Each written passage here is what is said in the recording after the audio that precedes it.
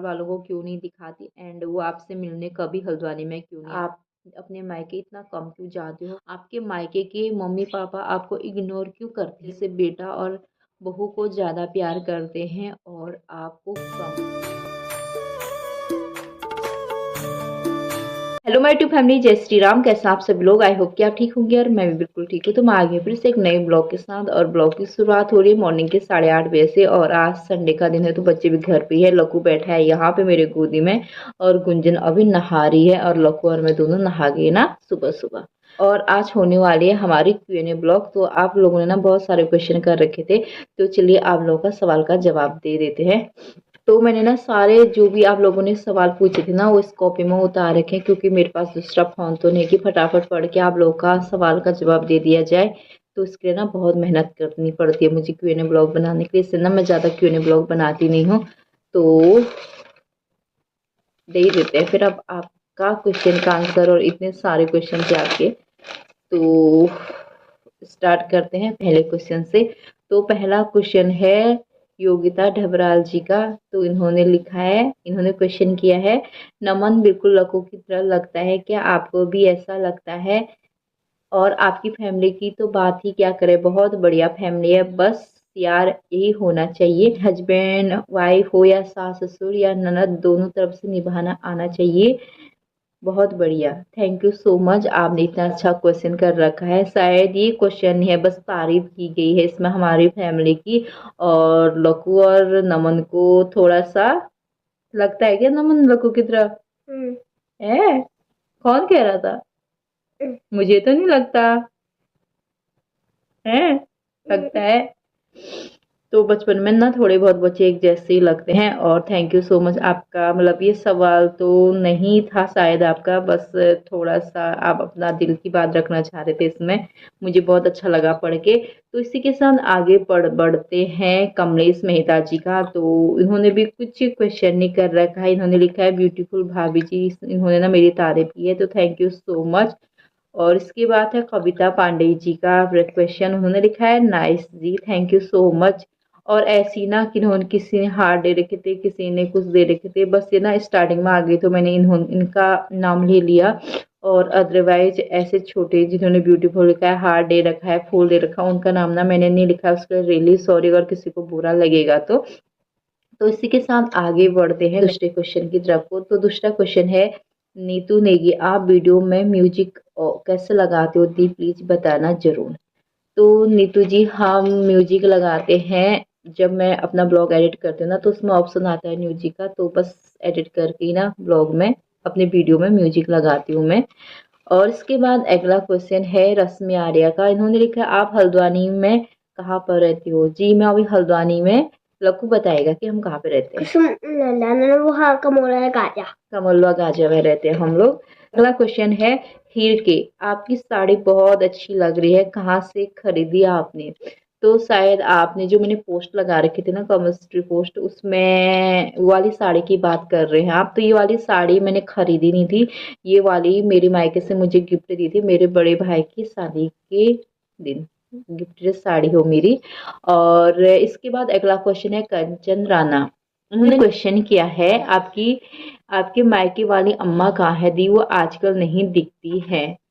तो जी मेरी मायके वाली अम्मा है चाचा चाची के साथ, उन्हीं के साथ रहती हैं आजकल, इसलिए वो आजकल ना नहीं दिखती है ब्लॉग में। कभी कभी तो दिखी जाती लेकिन ज्यादा नहीं दिखती हूँ। तो तनुजा 190, आपके बच्चे कितने साल के हैं? लक्कू बताएगा अपनी एज। लक्कू तेरी एज कितनी है? 8 लक्कू 8 ईयर का है। और गुंजन दीदी? 11 12 साल की हो। तो इसके साथ अगला क्वेश्चन है आप हल्द्वानी में कहाँ रहते हो और गुंजन कितने साल की है? तो अभी शायद सेम सेम क्वेश्चन हो रखा है ऊपर का जो अभी मैंने थोड़ी देर पहले बोला था। तो हल्द्वानी में हम रहते हैं कमलबाग गाजिया में और गुंजन की एज है अभी 12 साल की। अभी बताया था। क्वेश्चन है मधु जलाल जी का। इन्होंने क्वेश्चन किया है दी आप मुझे बहुत अच्छे लगते हो और गुनू बहुत क्यूट है और समझदार भी है, गुनू की रील्स बनाया करो कभी कभी। वैसे तो सबसे पहले पढ़ाई जरूरी है, पहले पढ़ाई लक्कू गुनू की, बाकी सब उसके बाद। आप उनके लिए इतना स्ट्रगल करते हो भैया, be love you so much Gunu Lakku. Thank you so much. आप लोग मुझे इतना प्यार देते हो और मुझे इतना अच्छा मानते हो और मेरे बच्चों को भी इतना सपोर्ट करते हो, इनको मोटिवेट करते हो, उसके लिए थैंक यू सो मच। और गुंजन की रील्स बनाने की बात करें तो वो कभी कभी बनाएगी, अदरवाइज मैं ज़्यादा ना फ़ोन इस्तेमाल करने के लिए नहीं देती हूँ बच्चों को, क्योंकि सबसे पहले ना उनकी पढ़ाई है। चाहे बच्चे पढ़ाई में कैसे भी हो, लेकिन ना थोड़ा ना फ़ोन नहीं देना चाहिए बच्चों को, ये मेरा मानना है। क्योंकि इसके बाद ना बच्चों को फ़ोन की बहुत ज़्यादा लत लग जाती है, तो फिर फ़ोन फ़ोन करके वो पढ़ाई बिल्कुल नहीं करते, जितना आता है ना वो भी भूल जाते हैं। थैंक यू सो मच, आप मुझे ना इतना मोटिवेट करते हो, उसके लिए थैंक यू सो मच। और अगला क्वेश्चन है यूजर एस एफ और कुछ कोड आगे को जो मैंने नहीं लिखा है। इनका क्वेश्चन है आपके हस्बैंड किधर है।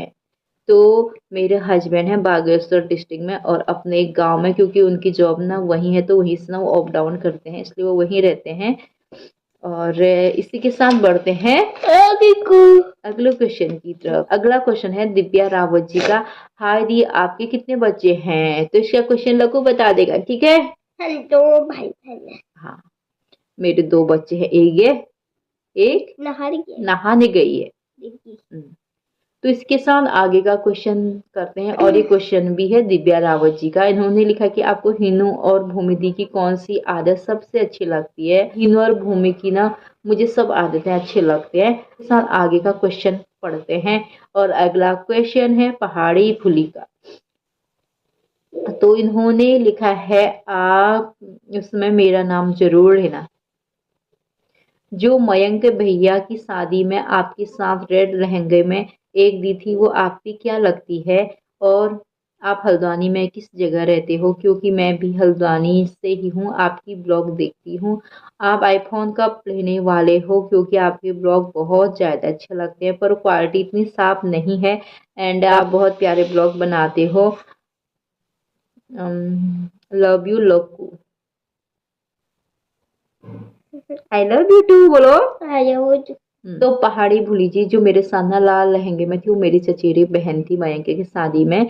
और मैं हल्द्वानी में रहती हूँ, कमलवा गाजा में। और आईफोन की बात करें तो आईफोन है इन फ्यूचर कभी ना कभी खरीद लेंगे, बस आप लोग का प्यार और सपोर्ट होना चाहिए। बाकी इन फ्यूचर हम खरीद लेंगे कभी ना कभी, अभी तो बोल नहीं सकती हूँ कि कब खरीदूंगी, लेकिन आप लोग थोड़े बहुत ना ऐसे एडजस्ट करने पड़ेंगे तब तक मेरे ब्लॉग को, और ऐसे सपोर्ट और प्यार देना पड़ेगा। और थैंक यू सो मच इतना अच्छा क्वेश्चन करने के लिए। और चलिए इसी के साथ आगे बढ़ते हैं। यूजर BO3 एंड कुछ कोड आगे को जो मैंने पूरा नहीं लिखा है। तो उन्होंने क्वेश्चन किया है आपकी दादी कभी दिखती ही नहीं है, कहाँ हैं, कैसे हैं, कुछ भी नहीं पता। आपके मायके में इतने सारे फंक्शन होते हैं, वो तब भी नहीं दिखती हैं। प्लीज बताना दी वो कहाँ हैं और कहाँ रहती हैं। आजकल मेरी दादी रहते हैं मेरे चाचा चाची के घर पे, और वो ब्लॉग में क्यों नहीं दिखते हैं वो मुझे नहीं पता है। लेकिन जब भी मैं घर जाऊंगी ना गर्मियों की छुट्टी में, तब मैं अपने ब्लॉग में जरूर दिखाऊंगी उनको कि कहाँ रहते हैं, क्या करते हैं करके। तो जी अगला क्वेश्चन है हिमानी चौपाल जी का। उन्होंने लिखा आप अपने ससुराल वालों को क्यों नहीं दिखाती, एंड वो आपसे मिलने कभी हल्द्वानी में क्यों नहीं आती? तो हिमानी चौपाल जी जो मेरे पुराने वीडियोस ना उसमें मेरे ससुराल वाले आपको दिखने को मिल जाएंगे, प्लीज़ आप पुराने ब्लॉग को देखिए मेरे। और मैं उनको इसलिए नहीं दिखाती क्योंकि वो मेरे साथ रहते नहीं है। मैं घर होती ना वो मेरे रोज ब्लॉग में दिखते, बट मैं यहाँ हूँ और मेरे ससुराल वाले यहाँ क्यों नहीं आते, वो मैं गर्मियों की छुट्टी में घर जाऊंगी तब आप उनसे पूछ लीजिएगा कि क्यों नहीं आते हैं वो करके। अगला क्वेश्चन है पूजा मथेला जी का। उन्होंने क्वेश्चन किया है आप अपने मायके इतना कम क्यों जाते हो? मुझे आप और आपके मायके की फैमिली बहुत अच्छी लगती है। थैंक यू सो मच मेरी और मेरे मायके वालों की तारीफ करने के लिए। और मैं अपने मायके बहुत कम इसलिए जाती हूँ क्योंकि मेरे बच्चों की छुट्टियां ना बहुत कम पड़ती है, और अगर नज़दीक होता है यहाँ से हमारा घर तो मैं शायद 1-2 दिन की छुट्टियों में भी घर चले जाती, कभी मायके कभी ससुराल। लेकिन यहाँ से ना बहुत दूर है तो हमको ना लंबी छुट्टियों का इंतजार करना पड़ता है। जैसे जून की 1 महीने की छुट्टियां पड़ती है ना उस टाइम जाते हैं हम घर को, और तभी मायके भी ससुराल भी दोनों जगह रहते हैं हम लोग। क्यों नहीं, तो हमारा बहुत मन करता है क्यों जाने का। तो चलिए इसी के साथ आगे का क्वेश्चन का आंसर दे देते हैं। अगला क्वेश्चन है द्यूपा। तो इन्होंने क्वेश्चन किया है आपके हस्बैंड की जॉब क्या है, अच्छे से डिटेल में बताना, और आपकी फैमिली में कौन कौन है। तो भाई साहब इन्होंने तो पूरे डिटेल में बताने की बात की है, तो चलिए डिटेल में ही बता देते हैं आप लोगों को। तो मेरे हस्बैंड करते हैं पावर प्रोजेक्ट यानी बिजली विभाग में है। मेरे पतिदेव बिजली विभाग में कार्य करता है।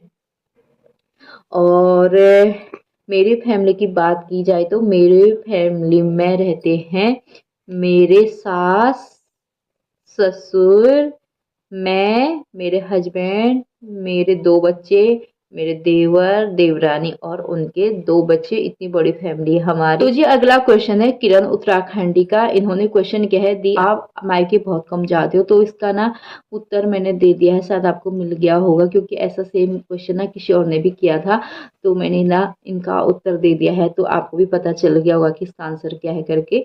तो अगला क्वेश्चन है वीर सिंह का। वीर सिंह टीसी कुछ कोड है, तो मैंने इतना ही लिखा है इनका। तो इन्होंने क्वेश्चन क्या दी आप नेम सेरेमनी में क्यों नहीं गई, आपको जाना चाहिए था, आपको और आपके हस्बैंड कहाँ रहते हैं और क्या जॉब करते हैं। तो जी मेरे हस्बैंड रहते हैं अभी बागेश्वर डिस्ट्रिक्ट में अपने गांव में, क्योंकि वो जॉब वहीं करते हैं, इसी वजह से ना वो गांव में ही रहते हैं। और नेम सेरेमनी की बात की तो मेरी तबीयत और गुंजन की तबीयत खराब हो गई थी, जिसके कारण ना हम नहीं जा पाए। और इसी के साथ आगे का क्वेश्चन है पूजा चंद। हेलो दी कैसे हो, आपके बच्चे कितने में पढ़ते हैं, आपकी देवरानी के बच्चे कहाँ जाते हैं स्कूल में। इसका क्वेश्चन का आंसर बताएगा लकू। कितने में पढ़ते हो। मैं सेकंड में पढ़ता हूँ, दीदी 6 में पढ़ती है। तो देवरानी की ना एक लड़की जाती है वहीं शिशु मंदिर में, और एक अभी छोटा है 2-3 महीने का, जो अभी स्कूल नहीं जाता है क्योंकि वो बहुत छोटा है। तो चलिए फिर इसी के साथ आगे का क्वेश्चन का जवाब देते हैं आप लोगों को। तो अगला क्वेश्चन है किरण जोशी के, आपके हस्बैंड गवर्नमेंट जॉब करते हैं क्या। तो जी नहीं, मेरे हस्बैंड ना गवर्नमेंट जॉब नहीं करते हैं, वो प्राइवेट जॉब करते हैं। तो इसी के साथ आगे का क्वेश्चन है ऑप्टिकल गायों का।